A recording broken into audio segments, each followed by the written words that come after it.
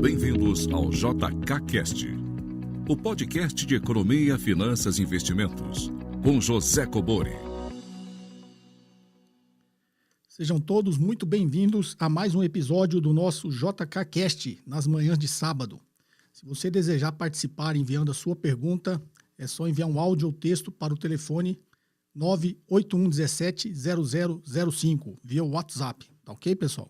Para quem ainda não é inscrito no canal, inscreva-se aí e ative as notificações para ser avisado aí sempre que subir um novo episódio do JKCast ou os meus vídeos de quarta-feira falando sobre assuntos variados aí ligados à economia, finanças e investimentos. Ok, pessoal? Então vamos lá para a primeira pergunta. Boa tarde, professor José Cobori. Falo aqui do litoral do Brasil, de São Luís do Maranhão. Eu chamo Gleidson Lopes, estudante da Universidade Federal do Maranhão. Professor, minha pergunta vai no âmbito do mercado acionário. Se pudesse fazer uma abordagem a respeito de risco sistemático e risco não sistemático, associado à exposição em empresas estatais no mercado acionário brasileiro. No seguinte sentido, que o senhor já tem bastante experiência nessa área, o senhor é conhecedor das inúmeras crises ao longo das décadas na economia brasileira. E o que o senhor pensa desse comportamento de investidores de perfil mais arrojado, que criticam bastante quem se expõe a empresas públicas no Brasil, né? Tem gente que não gosta de investir em estatais, né? E eu noto que isso é até meio que ideológico, por uma ideologia, mas falando friamente a respeito de investimento, de rentabilidade numa carteira, se o senhor acha esse comportamento realmente inteligente, a pessoa excluir da sua carteira empresas públicas brasileiras que têm uma tradição em entrega de rentabilidade, principalmente a longo prazo, né? Passando por décadas, passando por crises, tem uma tradição de entregar resultado. Se o senhor acha esse comportamento inteligente do investidor mais arrojado, ou se o que o senhor pensa a respeito disso? Bem, Gleidson do Maranhão. Vamos lá, Gleidson. Esse investir ou não em empresa estatal tem muito a ver com a gestão, tá?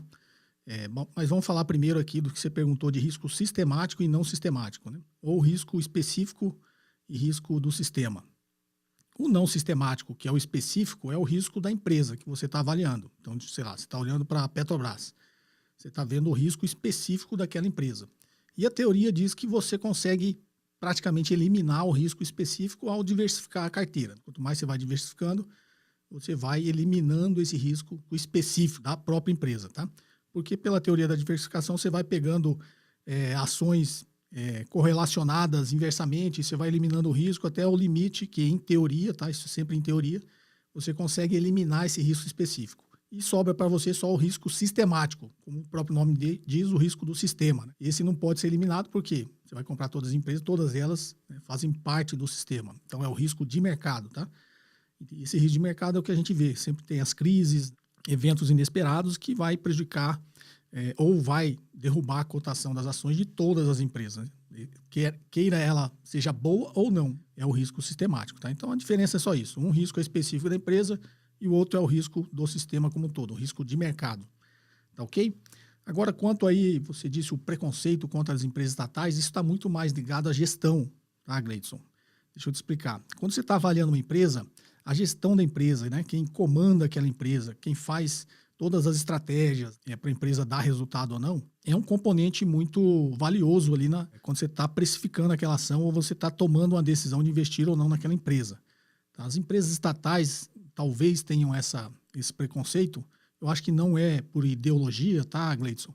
É muito mais porque ela tem uma influência política na sua gestão. Então, sempre que trocam os governos ou troca a base de apoio do governo, eles trocam, né, o comando dessas empresas, tá? Então, primeiro, não tem uma continuidade, sempre tem ali um indicado do governante da vez, né? Então tem esse viés político e nem sempre as pessoas que são indicadas para comandar essas empresas são preparadas tecnicamente. Por quê? Porque em alguns casos ele está ali só porque é amigo do rei, só porque ele foi indicado por ele. Ele não tem, muitas vezes não tem nenhuma ligação com o setor, não tem uma experiência que credencie ele para comandar uma empresa do tamanho que ele vai comandar. Então o mercado sempre vê isso aí com um pouquinho de ceticismo. Então quando essa indicação é muito mais política do que técnica, o mercado vai lá e precifica a ação. Então, a cotação dessa ação cai por um simples motivo. Você fala, bom, tá comandando a empresa, um cara que não conhece nada do setor, não conhece nada da empresa, não tem um histórico de ter sido um bom executivo. Então, ele está ali porque ele é amigo do político que indicou ele ou é amigo do governante da vez. Ele provavelmente não vai entregar o resultado que os acionistas esperam, porque não vai ter uma gestão profissional. Então, o preconceito contra as empresas estatais é muito mais por essa influência política na gestão da empresa. Tá ok? E mesmo sendo um bom político, né, quando está lá, se a empresa sofreu uma interferência do governante, né, como a gente viu na Petrobras há pouco tempo atrás, ele sabe que algumas decisões ali vão ser decisões políticas que vão prejudicar a empresa. Né? Podem não.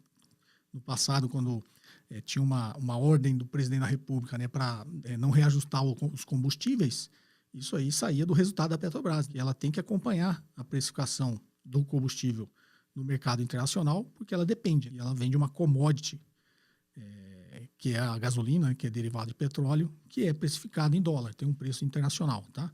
Então, quando uma empresa estatal sofre esse tipo de interferência, ela é prejudicada. Né? E óbvio, quem é prejudicado são os acionistas. Então, é mais por essa visão e o mercado se protege. Né? Então, sempre precifica as empresas estatais um pouco mais para baixo. Se ela fosse uma empresa privada, estaria precificado. Porque ele já embute nesse risco aí, já embute no preço esse risco da interferência política.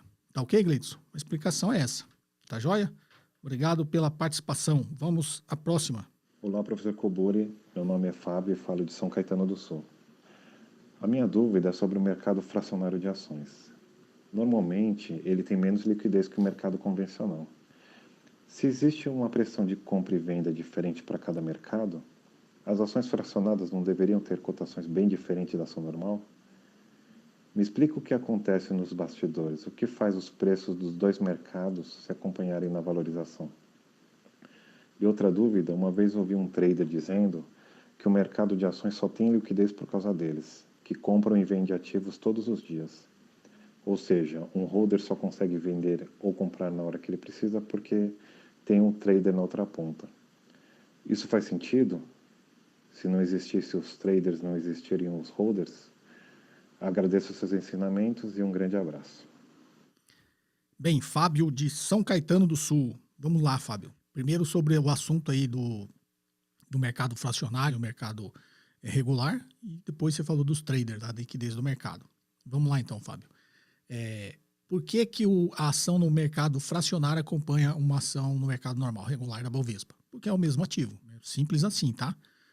O mercado fracionário é quando o investidor não tem dinheiro para comprar um lote de ações e ele não consegue acessar e comprar esse lote, que geralmente são 100 ações. Né? Ele tem pouco dinheiro. Aí ele vai ter que comprar a ação lá no mercado fracionário. Então, no mercado regular, eu compro no mínimo um lote de ações, ou seja, 100 ações. Se eu não tenho dinheiro para comprar esse lote inteiro de 100 ações, eu vou no mercado fracionário e compro lá 57 ações. Né? Então, e essa operação de 57 ações tem que ser no mercado fracionário. Então, imagine um exemplo. Você tem ações da Vale no mercado regular da Bovespa e ações no mercado fracionário. Por que um acompanha o outro? Ela nunca é o mesmo preço porque tem um prêmiozinho ali sempre porque está sendo negociado no mercado fracionário, não tem a mesma liquidez. Tá? Aí depois você vai vender as suas 57 ações, vai ter que ter alguém que vai comprar exatamente 57 ou um que vai comprar 30 e outro 27, e aí assim vai. Né? Então, não tem a mesma liquidez. Tá? Então, ele tem algumas diferenças de centavos. Mas por que acompanha? Porque é a mesma ação, é o mesmo ativo. Ele não abre uma distorção muito grande, por quê? Porque senão abre o que a gente chama de oportunidade de arbitragem. Né? O mercado sempre entra para corrigir essa distorção. Então, vamos lá. O que é isso, arbitragem e essas distorções? Então, abriu uma diferença. A ação da Vale no mercado regular está R$10 e, por algum motivo, lá no mercado fracionário está R$10,50. Né? Abriu uma diferença muito grande, não é só apenas lá de 1, 2 centavos. Você pode fazer essa conta até pelo custo da transação, tá? Tem os emolumentos, tem vários custos ali que você tem que colocar. Então, quando é uma diferença muito pequena de centavos, não vale a pena fazer arbitragem. Mas se abrir uma diferença muito grande, digamos R$10,50 está no mercado fracionário e 10 está no mercado regular, o que qualquer um faria? O que você faria? É o mesmo ativo, é a mesma ação. O que você faz? Compra onde está mais barato e vende onde está mais caro. Então, você compra a 10 no mercado regular e vende a R$10,50 no mercado fracionário. Você ganhou 50 centavos, risco zero. Você está operando o mesmo ativo. Óbvio, risco zero se você conseguir fazer a operação instantaneamente. Você pode, de repente, comprar aqui e lá do outro lado não ter liquidez, né, para você fazer a operação, você conseguir vender tudo a 10,50, então você talvez, né, não faça a operação toda ou leve um tempo maior para fazer e nesse ínterim a ação corrige, cai e você vai ter que vender por um preço muito menor. Mas risco zero que eu falo na operação, né, porque você está carregando a ação. Você comprou, se você não conseguir vender, a ação é sua. Você tem uma oportunidade de arbitragem com o mesmo ativo, que é a melhor arbitragem que existe. Você conseguir comprar o mesmo ativo e vender em seguida por um preço maior. Tá? Então, essa é a explicação. São os mesmos ativos em dois mercados diferentes. Tudo bem que um tem uma liquidez menor, mas se ele abrir uma distorção de preço muito grande, a própria arbitragem que o mercado faz vai trazer esse ativo para preços muito próximos. Sei lá, sobe aqui em 10, você começa a comprar 10 para vender em 50, você está pressionando o do mercado regular sair de 10 e subir. Você está entrando na ponta compradora. E você vende no mercado fracionário a 10,50, você está entrando na ponta de venda. Então, você está pressionando o preço para baixo. Então, em algum momento, esses preços vão se encontrar de novo. Vão voltar à diferença normal que é do mercado. Então, isso vai acontecer sempre, tá, Fábio? A explicação é essa, né? A arbitragem não deixa abrir essa distorção muito grande, tá ok? E um acompanha o outro porque é o mesmo ativo. Vamos à segunda parte que você falou dos traders, né? Que acho que um trader falou para você que se não fossem eles, os holders, os investidores de longo prazo, não teriam de quem comprar ou vender a ação. Isso é verdade. Tanto que quando eu falo, tanto aqui no meu canal, quando eu dou aula presencial, eu dava as aulas lá no IBMEC, sempre que eu falava da especulação e do especulador, eu sempre falava, não tem uma conotação pejorativa, tá? Porque eles dão liquidez para o mercado. Então, essa pessoa que te falou isso aí tem razão. São os investidores de curto prazo que estão dando liquidez para o mercado. Então, provavelmente, quando você comprar uma ação, vai estar do outro lado, né? Na sua contraparte, alguém que está fazendo uma operação de curto prazo. Então, eles estão lá operando freneticamente, constantemente, eles estão dando liquidez para o mercado. Né? Quando ele compra, ele está fazendo a contraparte de quem está vendendo, e quando ele vende, ele está fazendo a contraparte de quem está comprando. Qual que é o risco disso? Que é o que eu sempre falo que é arriscado essa operação. Por que que o investidor de curto prazo ele é necessário para o mercado? Então, na teoria e na prática, o que a gente fala é o seguinte. Quem está operando no curto prazo, fazendo essas operações frenéticas, às vezes dentro do mesmo dia, o famoso day trade, ele corre um risco muito grande porque ele está tomando o risco do mercado. Então, tem esse lado para você ver que é o que o rapaz aí te falou, eu estou fazendo uma operação a longo prazo, eu vou lá. Eu tenho que ter alguém tomando o risco do mercado para fazer a minha contraparte. Porque se eu estou comprando é porque eu acho que vai subir. Tudo bem que eu sou um investidor a longo prazo. Estou comprando porque eu acredito que naquela empresa a ação vai subir. Para eu conseguir comprar, eu tenho que ter um vendedor, tem que ter uma contraparte.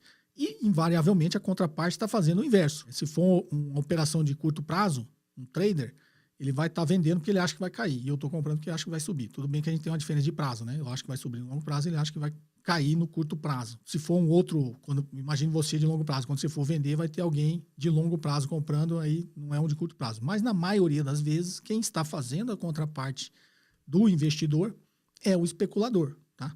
E por que é arriscado? Porque ele está tomando o risco do mercado. Então, quem opera no curto prazo, ele está tomando o risco do mercado para ele. Então, sob esse ponto de vista teórico que eu estou falando, quando você vai fazer essa operação a longo prazo, tem alguém tomando o risco para ele, porque ele está apostando no inverso que você. Quando você está vendendo, ele está comprando, ele está achando que vai subir, você está achando que vai cair, ou você já está desinvestindo, né, naquela sua tese que você tinha com aquela ação. Então, quem está especulando está tomando o risco do mercado, por isso são operações extremamente arriscadas. O que é tomar o risco do mercado? Você está, no curto prazo, fazendo apostas. E apostas, tudo bem, tem uma técnica por trás? Tem. Mas será que ela é eficaz? Não sei. Você tem que estudar aí a tal da análise técnica, né? Análise gráfica para saber, porque as pessoas estudam isso e acham que vão transformar aquela aposta em algo um pouquinho mais embasada teoricamente, basada nos gráficos, na estatística, nos movimentos do mercado. Mas esse trader falou tá certo, os traders estão dando liquidez para o mercado porque estão tomando o risco do mercado. Tá? E os investidores de longo prazo precisam da liquidez para conseguir montar a sua carteira de ações, né? Montar a sua estratégia de investimentos. Tá joia? Então, essa é a explicação, tá, Fábio? Vamos lá, a próxima. Professor Cobori, aqui quem fala é Thiago de São Paulo. Primeiramente, muito obrigado por todo o conteúdo que o senhor tem postado. É um excelente trabalho e tem sido um grande aprendizado. Minha dúvida é em relação à taxa Selic. Basicamente, a teoria diz que é uma das ferramentas que o governo tem, né, para o estímulo da economia, e com a sua redução, as pessoas tendem a ter mais acesso a crédito, as empresas também mais crédito, mais investimento. Isso aconteceu no Brasil a redução da taxa nos últimos 4 anos, de 14% para 2%.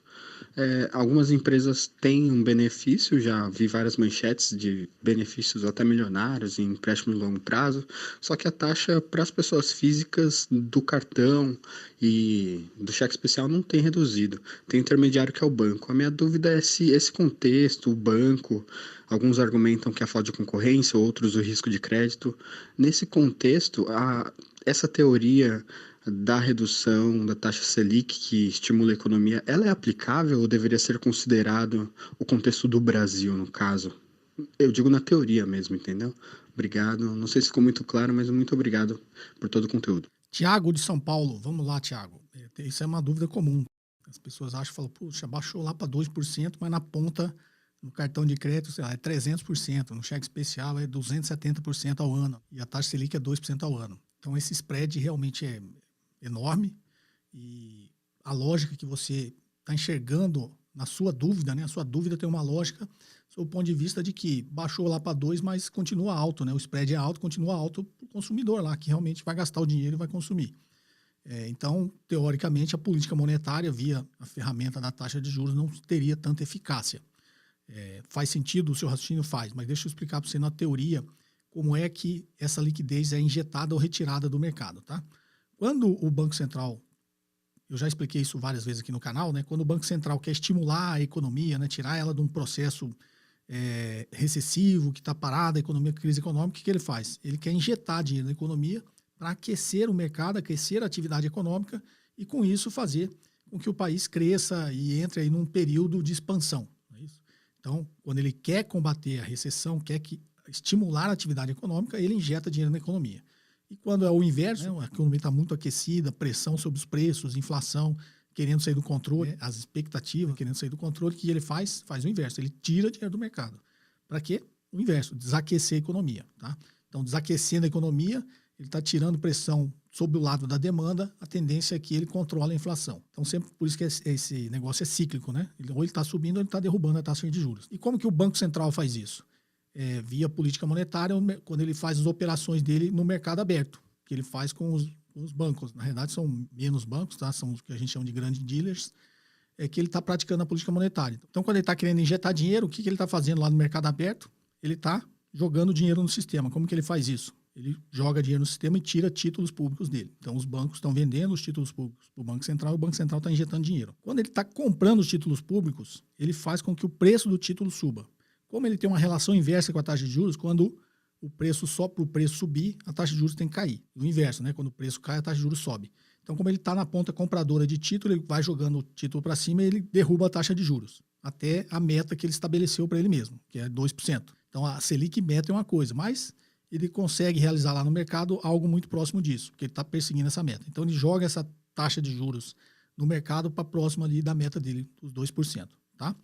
Quando ele quer fazer, então, nesse momento, como ele está comprando os títulos, ele está jogando dinheiro no mercado. Quando ele quer fazer o inverso, ele quer desaquecer a economia, ele quer agora tirar o dinheiro do mercado. O que ele faz? Ele começa a subir a taxa de juros e vender esses títulos para os bancos. Então, ele vende o título de volta e tira dinheiro. Ok? Então, ele está desaquecendo a economia. Então, esses são os movimentos que o Banco Central faz da política monetária com a taxa Selic, que é a meta, para aquecer ou desaquecer a economia. Nessa outra ponta que você está imaginando, mas esse dinheiro chegou, o crédito ficou barato, mas o crédito mesmo lá na ponta para o consumidor final não ficou tão barato assim, continua caro, né? O cara que vai tomar crédito. Agora, olha a economia como um todo, né? Quando a gente vê o nível de endividamento das famílias, eu estou falando algo próximo de 60%, ou seja, só tem um potencial desses outros 40% consumir. Porque quando eu jogo dinheiro na economia e esse dinheiro chega na mão do consumidor, ele vai preferir pagar as dívidas. Então, uma menor parte vai realmente consumir. Tá? Só que eu estou olhando para as pessoas que não têm dívidas. Quando eu falo eu estou assim, colocando uma imagem, né, uma fantasia aqui para você entender. Então, eu estou olhando para você. Você não está devendo e você é um investidor. Aí você, como investidor, fala assim, puxa, por 2%, eu vou vender meus títulos também. Eu não vou ficar com esse dinheiro parado o ano inteiro para ganhar 2%. Você é investidor.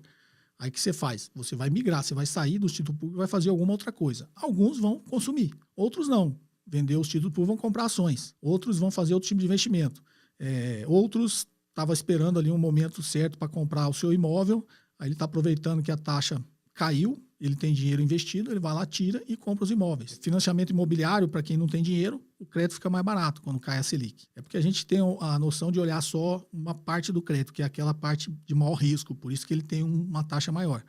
Tá? A gente está falando de cartão de crédito, de cheque especial, né, de crediário, esses crediários mais caros, né, de crédito pessoal lá na ponta, e se realmente o spread é muito alto, tá? Mas o que você tem que imaginar é que quando eu injeto o dinheiro de crédito não existe. Você vai lá com o cartão de crédito e compra uma coisa, você está usando um dinheiro que não é seu. Esse dinheiro não existe. Você está comprando alguma coisa a crédito, por isso chama crédito, né? Você está comprando alguma coisa a crédito com uma promessa de você pagar lá na frente. Então, por isso que o crédito ele também faz parte, quando você olha a economia como um todo, sobre o lado da demanda. Quanto mais crédito também tem demanda, só que é um dinheiro que você ainda vai ganhar, né? Um dinheiro teoricamente que não existe. Mas essa grande parte do dinheiro que existe, que ele entra, como o banco faz essa operação, você na outra ponta vai fazer a operação com o banco. Né? O banco fez com o Banco Central, aí o banco está lá agora cheio de dinheiro, não é isso? Ele vendeu os títulos que você solicitou o resgate. Então imagina agora o inverso, né? Você vai lá, por 2% eu não quero ficar. Aí você vai lá e resgata o seu fundo, sei lá, um fundo DI, que tem 95% do patrimônio em título público. Aí quando você resgata e todos os outros investidores resgatam porque a taxa está muito barata, o operador da mesa do banco está fazendo a operação para você, porque para ele te pagar ele tem que vender o título. Então todo mundo começa a resgatar, opa, tem X milhões de resgate aqui, vou ter que vender os meus títulos. Então ele está fazendo operações no mercado, a grande maioria dessas operações ele está fazendo com o Banco Central. Né? Então ele está vendendo lá os títulos do Banco Central para cobrir o seu resgate. Né? Então o mecanismo é esse, quando ele está baixando a taxa de juros, ele está injetando dinheiro no mercado. Como esse dinheiro chega no consumo para melhorar a atividade econômica, na mão da maioria das pessoas que tem dinheiro investido, vão dar uma outra destinação para isso. Por 2% eu não quero ficar, vou aproveitar e trocar meu carro. Por 2% eu vou reformar minha casa. Então, uma grande parcela desse dinheiro realmente vira consumo, vai lá na ponta. Lembre-se que eu sempre falei que o mecanismo de transmissão da política monetária leva 6 meses, né? Ele fez a operação, baixou a taxa de juros hoje, a gente vai ver esse reflexo na economia, em média, em 6 meses, tá? Que esse dinheiro chega lá na ponta final e realmente aquece a economia. Então, assim, tem uma relação com o spread? Tem, porque muita gente vai continuar sem tomar crédito. Baixou para 2, mas o juros do cartão de crédito continua 15 ao mês, não mudou quase nada. Ou sei lá, mudou para 14, continua alto. Não vou usar o rotativo do cartão de crédito. Então, você continua consumindo só aquilo que você consumia. Se bem que é uma irracionalidade você usar o rotativo do cartão de crédito, tá? 15% ao mês é uma coisa... e nem o cheque especial. Mas tem um crédito lá na ponta de financiamento imobiliário, de financiamento de automóveis, que a taxa Selic impacta, tá? Você vê nessa taxa Selic muito baixa, muitos carros aí sendo financiados aí com taxa praticamente zero. Ou deveria estar próximo, né? Você vê como a economia está parada, né? Você vê muito fabricante, muita montadora, junto com as suas concessionárias, fazendo essa promoção para desovar aquele monte de carro parado, tá? Então, sob o ponto de vista macro, quando baixa a taxa de juros, ele realmente injeta dinheiro na economia e lá na ponta a tendência é gerar uma atividade econômica. Essas teorias de política monetária, de teoria quantitativa da moeda, elas têm sido colocadas em xeque ultimamente, principalmente depois da crise do subprime, né, que foi injetado a taxa de juros em alguns países até negativa. O Banco Central de todos os países, principalmente o Fed, né, injetando muito dinheiro na economia, todo mundo achando que, como era um excesso de liquidez, isso ia gerar inflação, até hiperinflação, isso não aconteceu. Porque na outra ponta, aquilo que eu falei, né, você resgatou o seu dinheiro da renda fixa, porque o juros estava baixo, mas não quis usar. Você foi lá e comprou ações. Então, tem essa lógica, né, de que o dinheiro não virou consumo, virou investimento em outro ativo financeiro. Então, tem uma linha aí que defende que essa bolha de precificação, de só subida na Bolsa de Valores é uma bolha, né? Porque tem muita gente, muita liquidez, estão comprando ações, tá? E por isso não teve uma inflação no consumo, teve uma inflação de ativos. Tá? Tudo isso é teoria, mas só para você entender o mecanismo. Tá ok, Thiago? Espero ter te ajudado. Vamos à próxima? Boa tarde, professor Cobori. Meu nome é Eduardo, sou de São Paulo. Primeiramente, gostaria de parabenizá-lo pelo programa e tem sido de grande valia e fundamental para meu aprendizado como investidor. Em relação à análise técnica, o senhor diz que as pessoas que a utilizam para operar no mercado financeiro, elas estão em um cassino, né? Porque os ganhos, muitas das vezes, vêm da sorte. Mas o que o senhor tem a dizer sobre os modelos quantitativos? Hoje em dia estão surgindo os fundos quants, e o que o senhor tem a dizer sobre a análise quantitativa, finança quantitativa? O senhor acha válido a utilização de um modelo estatístico em uma estratégia de longo prazo? Até então, se for pegar a fundo, quando você procede à elaboração quando você procede a um estudo estatístico, na verdade você faz predições para o futuro. Como o cálculo, por exemplo, do Black-Scholes, você trabalha com uma probabilidade. O que o senhor tem a dizer sobre isso em relação aos investimentos? Desde já agradeço, boa tarde. Bom, Eduardo de São Paulo, vamos lá, você fez a primeira parte aí mais curtinha da análise técnica, né? E depois você falou dos fundos quants. Vamos começar então pelo começo. Quando eu falei que é um cassino, é porque a grande maioria das pessoas que ganham dinheiro, principalmente no início, ele é muito mais pela sorte. Qual que é a grande armadilha do mercado? É que a pessoa que ganha dinheiro pela sorte, ela acredita que foi por um mérito dela. Ela não acredita que foi sorte. Ela acredita que realmente ela tem uma técnica e o que ela fez deu certo. E aí isso incentiva essa pessoa a continuar no mercado e talvez até fazendo mais operações de volumes maiores. Essa é a grande armadilha. E lá na frente ele pode, né, ser surpreendido pelo mercado e aí aquela onda de sorte dele virar uma onda de azar, tá?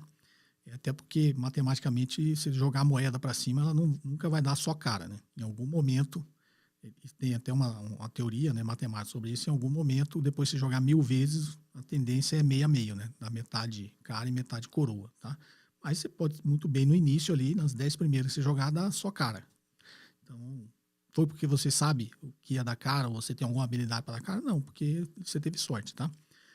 O Taleb, um dos primeiros livros dele, que é muito bom, chama Iludido pelo Acaso. O que o Taleb fala é exatamente isso, que a grande maioria das pessoas no mercado financeiro são iludidas pelo acaso. Elas começam a ganhar dinheiro muito mais pela sorte e elas começam a acreditar que é por uma habilidade dela, tá?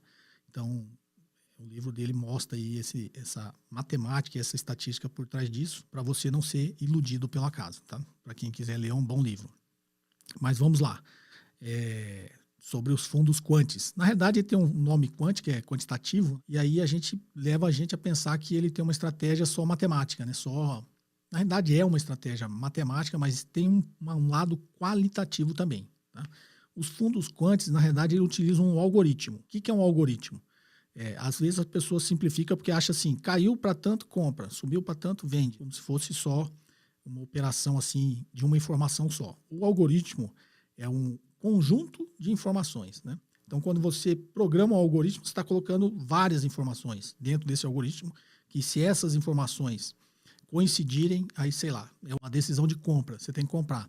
Então, ele tenta tirar o lado emocional do ser humano, até porque ele não tem capacidade, o ser humano tem capacidade de processar muita informação ao mesmo tempo, mas o computador lá que foi alimentado com esse algoritmo tem.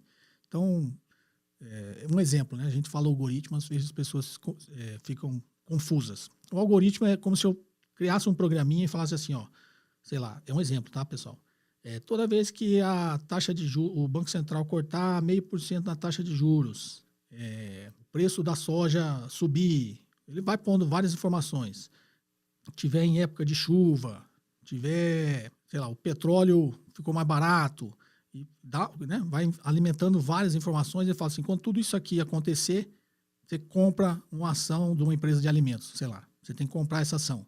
Então, ele alimenta, são informações qualitativas, que é mais ou menos o que a gente tenta fazer no dia a dia. Você fala, opa, quando o taxa de juros caiu, vai ajudar o setor tal.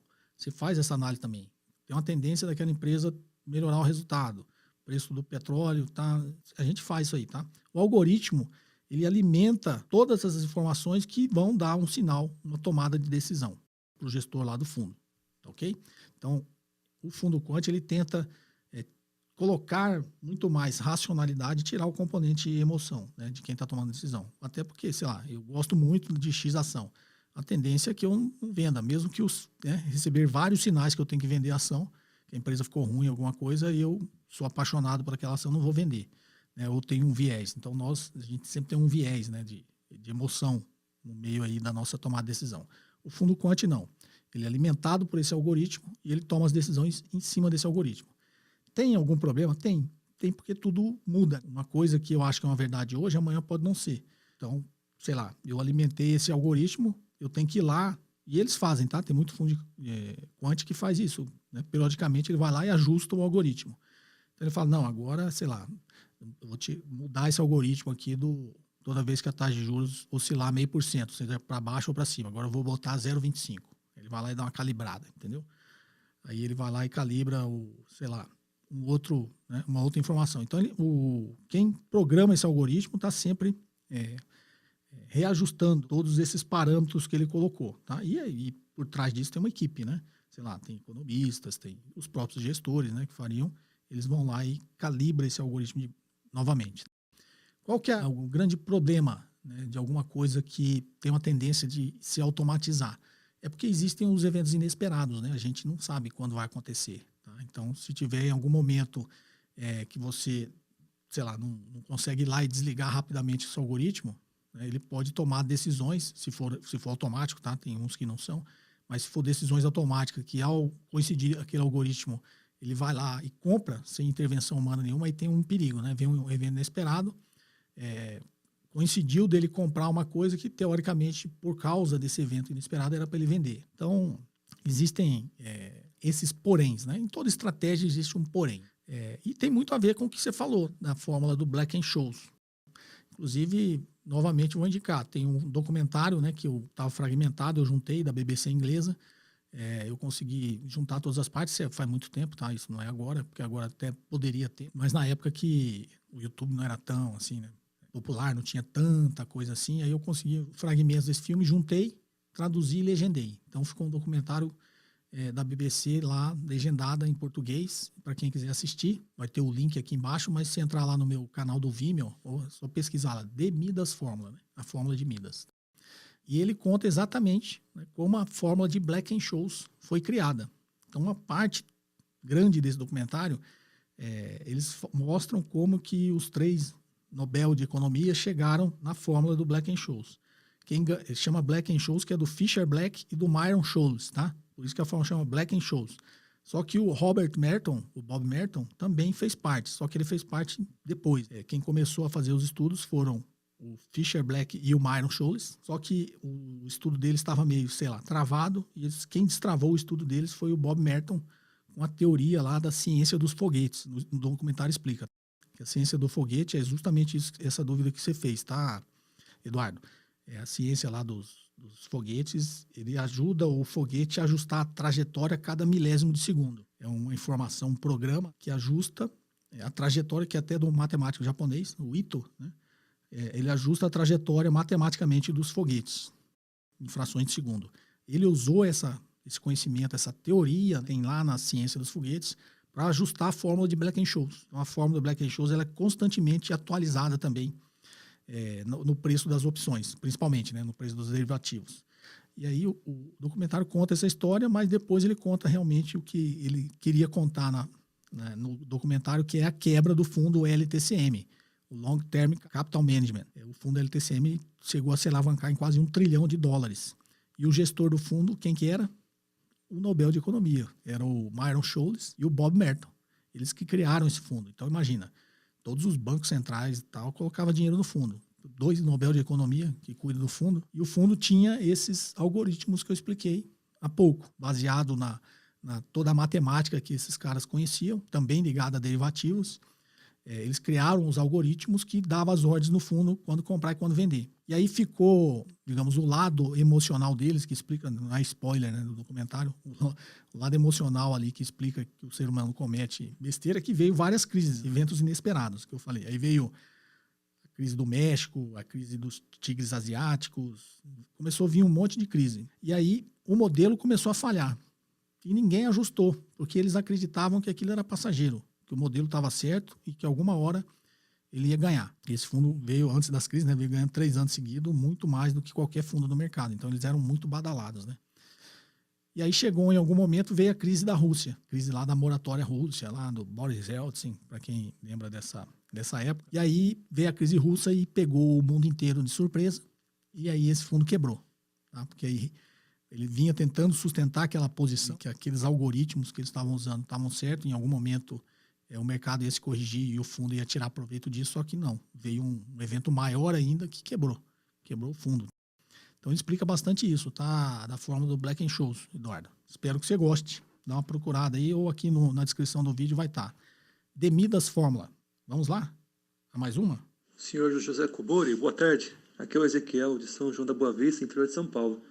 Eu gostaria de saber, para as pessoas leigas, o que é melhor, ETF ou carteira recomendada? Obrigado. Ezequiel, de São João da Boa Vista, interior de São Paulo. Vamos lá, Ezequiel. ETF ou carteira recomendada?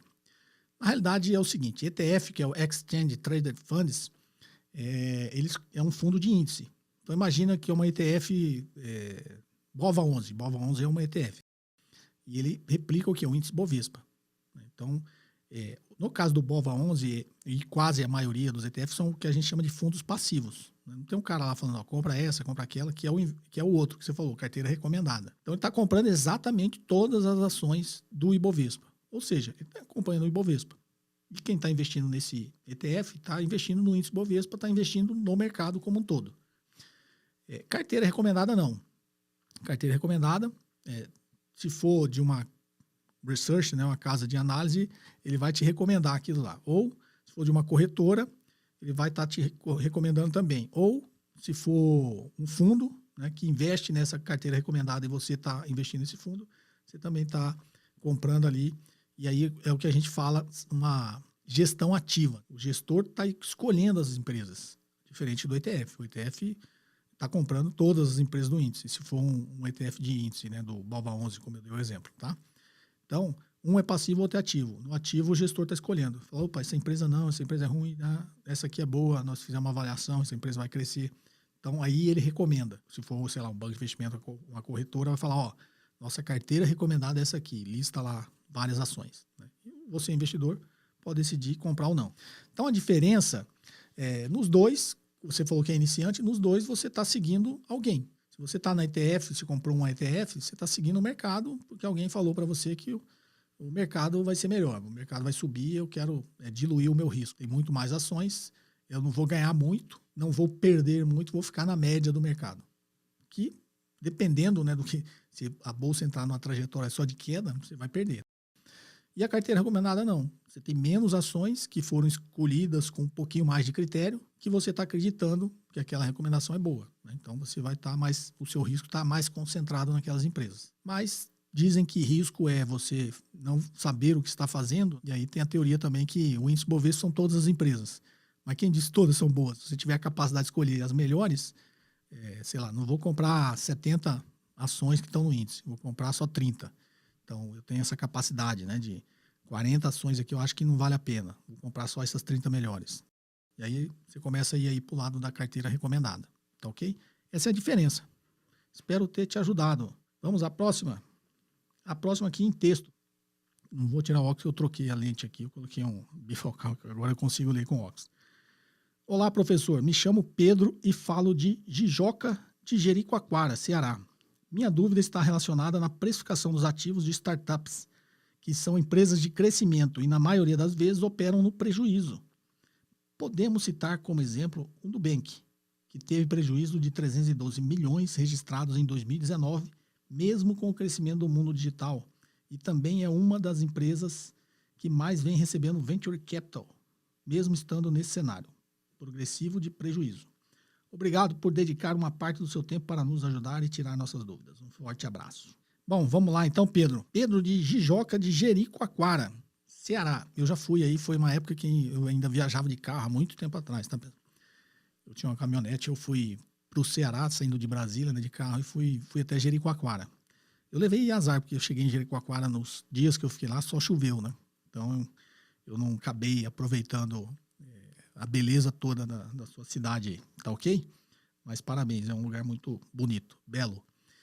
Vamos lá, quando você fala de startups, você está falando de precificação. Né? Tem um vídeo no meu canal que é de uma palestra que eu dei lá no Google Campus, logo que ele inaugurou, né? Foi a primeira palestra sob o ponto de vista de finanças para investidores que eu dei para as startups de lá. O Google pediu que eu desse uma palestra para startups e ela chama valuation de startups. Na verdade, eu fui lá para passar a visão para os empreendedores que estavam lá, né, incubados no Google Campus.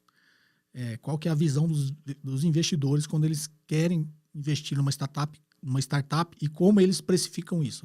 Então, dá uma assistida, é um vídeo de 1 hora aí, mas vale a pena se você tiver interesse. Tem toda a teoria, a ciência ali por trás da precificação de uma startup.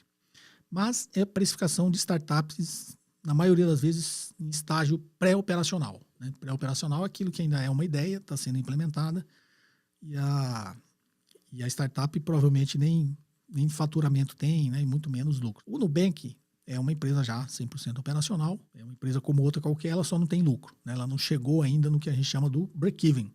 Break-even é quando você começa sem lucro, só despesa. Aí você tem que ter gente financiando. Quem financia são os investidores. Então, no início, é o que a gente chama de family and friends. Quem financia as startups no início, geralmente, é família e amigos. Aí a startup está indo bem, se ela for mais profissional em termos de captação de recursos, ela vai começar a acessar investidor anjo, alguma coisa assim, que já não é family and friends. Depois, se ela precisar de mais capital, aí ela vai, né, sei lá, um fundo de venture capital, que é o que você falou. Então, esse ecossistema de investidores é que financiam esses negócios. Então, a startup está lá, começa só a ideia, só que tem que ter dinheiro para botar a ideia em prática. Então, ela vai lá, precisa comprar computador, precisa alugar uma sala e tal, tudo isso é dinheiro. Ah, não tenho, então vamos financiar. E aí vem os investidores e começam a investir. E aí esse dinheiro, sei lá, serve para a empresa se manter durante 6 meses. Aí, nos 6 meses, ela implementa, aluga a sala, põe o computador, põe lá os desenvolvedores, começa. Passou 6 meses, ela sabe que vai precisar de mais dinheiro. Ela tem que captar novamente. Então, isso vai indo. Por que os investidores colocam dinheiro nesse negócio? Porque acha que esse negócio vai dar lucro, senão você não colocava dinheiro. Quem entra antes, lá no início, o Family and Friend, geralmente entra antes, tem um risco muito maior, mas se tiver um retorno, vai ter um retorno muito maior. Porque ele colocou dinheiro quando a empresa ainda não existia e provavelmente a ação era baratinha. E aí, na segunda rodada, quem entrou lá, investidor anjo, também entrou no estágio inicial, mas vai comprar as ações baratas também, mas não tão baratas, sei lá, quanto os Family and Friends. Depois vai indo e chega no fundo de Venture Capital. Aí o Venture Capital geralmente investe não só na ideia, tá? A empresa já, teoricamente, tem que estar operacional. Porque o fundo de Venture Capital já é mais profissional. Geralmente tem muito investidor anjo que põe dinheiro no fundo de Venture Capital, investidores anjos grandes, que eles querem participar desse negócio e comprar participações em startups, empresas em estágios iniciais. Então, como eles são gestores mais profissionais, eles vão escolher empresas que já estejam em fase operacional, já esteja funcionando, já tem faturamento, já tem cliente, só que ela não dá lucro, né? Ainda está numa fase ali que ela ainda tem muita despesa. Então, imagina, a startup começou, não tem nada de faturamento, só tem despesa.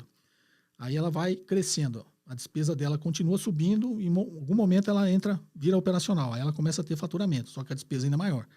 E aí, qual que é a ciência que a gente imagina que quando investe numa startup? Que a despesa dela continua subindo, mas de repente ela começa a ter receita.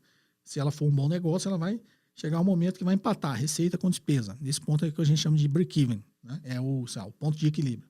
E aí, daqui em diante, ela continua aumentando o seu faturamento, e a receita continua aumentando, e a despesa pode até aumentar a uma velocidade menor, e ela começa a dar lucro. Então, o investidor, quando está olhando para uma startup, ele está vendo isso. Ele tem que tomar a decisão. Quer entrar no estágio inicial, correr um risco enorme, porque 95% até mais, né, dos negócios aí iniciais não conseguem ser implementados, não conseguem dar lucro, não conseguem ter faturamento.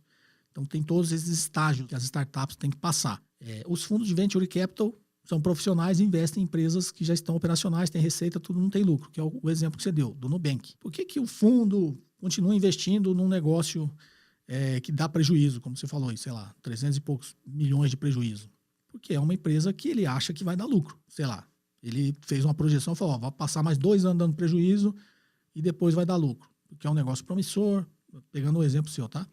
É uma fintech, já tem não sei quantos milhões, né, de clientes, está ameaçando aí os grandes bancos, ou quando você é pequeno, você está só tomando o mercado dos outros, né? Você tem um mercado enorme que você está tomando. Então, você é o entrante. Na teoria lá do planejamento estratégico, que eu falo lá dos modelos das 5 forças, você é o entrante. Então, você está entrando num mercado novo, gigantesco, mercado bancário. Você tem quem te financia, quem te financiou lá no início. Você criou lá todo, né, o sistema dessa fintech aí. Está funcionando, já tenho milhões de clientes, já tenho receita, já tenho tudo. Só que eu não tenho lucro ainda. Ainda tenho uma despesa muito grande, porque eu ainda estou financiando o meu negócio para ele dar certo, para ele crescer. Então, o fundo de Venture Capital que está investindo no Nubank, ele continua investindo porque ele acredita que tem uma chance grande ali dele dar lucro. Já é um negócio 100% operacional e está crescendo, está realmente participando desse mercado, mercado bancário, tá? Então, como que ele precifica?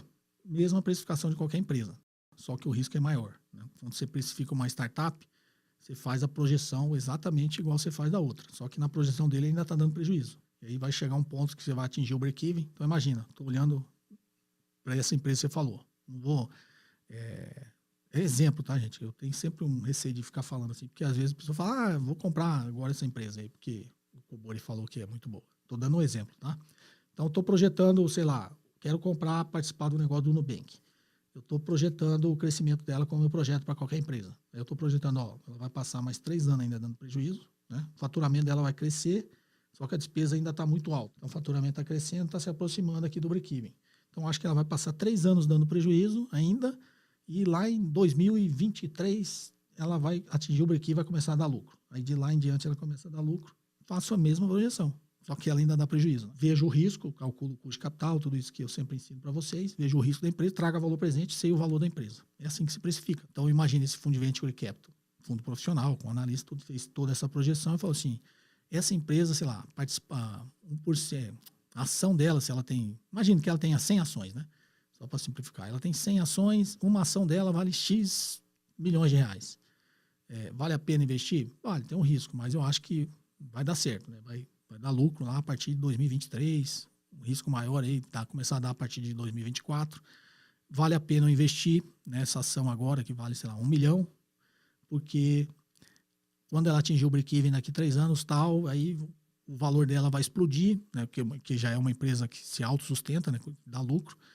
E aí, quando ela passar desse break-even, ela vai valer 1 bilhão. Opa, então meu 1 milhão vai passar para 10 milhões. Um rendimento altíssimo. Vale a pena eu correr esse risco? Vale. Então, vou lá e compro. Continuo investindo nessa empresa. Por quê? Porque essa startup chega um momento que o investidor, imagine, sei lá, tem poucos investidores aí. Esse fundo de Venture Capital, um outro, tem lá 4, 5 investidores grandes nesse negócio, no Nubank. Eles também chegam num ponto que eles já avançaram tanto que se ele parar de investir, ele teoricamente está ajudando a empresa a quebrar, né? Então ele fica naquele, putz, eles estão precisando de capital, ainda mais 3 anos dá prejuízo, se eu não colocar o capital, né, continuar financiando, continuar comprando participação na empresa, eles não vão ter o capital e pode quebrar. Então eles ficam no fio da navalha. Se eu parar de investir, eu quebro a empresa. Se eu continuar investindo, ainda continua a probabilidade de quebrar lá na frente. Então vou correr esse risco, tá? É assim que se observa uma startup e investe em startup. Tá ok? Espero ter te ajudado. Bom, pessoal, o episódio de hoje vai ficando por aqui. Espero ter ajudado vocês novamente. Continue enviando, né, perguntas em áudio e texto aí para participar do podcast. Né? O WhatsApp é do celular 61 981 17 0005. Quem não é inscrito no canal, se inscreva, né, para ser avisado aí sempre que tiver esses novos episódios aí todo sábado de manhã, para vocês escutarem. Espero que estejam gostando e a gente se vê no próximo episódio. Um forte abraço. Você ouviu mais um episódio de JK Cast, o podcast de economia, finanças e investimentos com José Cobori.